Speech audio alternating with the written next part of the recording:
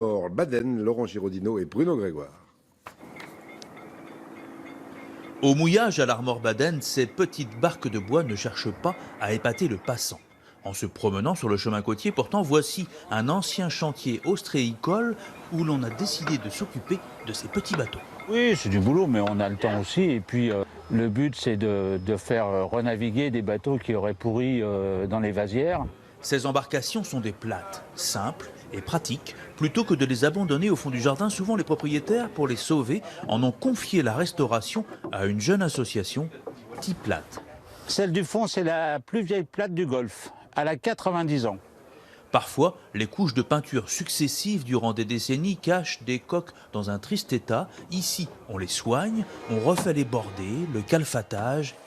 Et à l'intérieur de l'atelier, des retraités très actifs sont ravis de se retrouver ici. Pour beaucoup, cette passion est presque devenue un deuxième métier.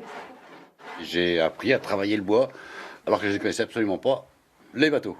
Ça permet de découvrir le patrimoine local. Le patrimoine local, et puis en plus, on va savoir comment faisaient les anciens dans le temps pour faire des bateaux aussi.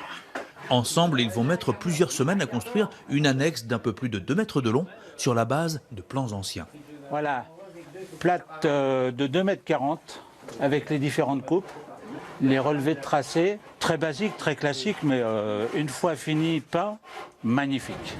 Magnifique, la preuve sur l'eau. T-Plate a déjà lancé 3 plates toutes neuves pour aller se balader sur les îles voisines avec ce bateau aussi rustique que passe-partout. C'était la 2 chevaux du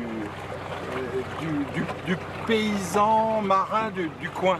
C'est des gens qui sont vraiment à cheval sur la terre et sur la mer. C'est des bateaux totalement plats qui leur permet d'aller dans 10 cm d'eau, de s'approcher des côtes au plus près. Les plates sont à propulsion diverses et variées. Le plus simple, c'est l'aviron. Les plus expérimentés, nés ici, savent godiller. Godiller, j'ai appris quand j'étais tout jeune, à 5-6 ans.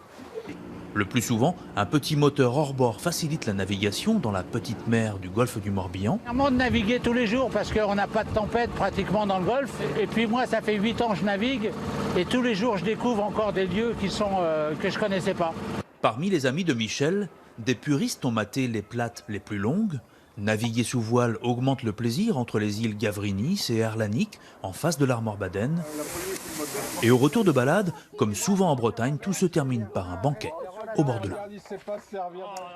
Et on y retournera demain.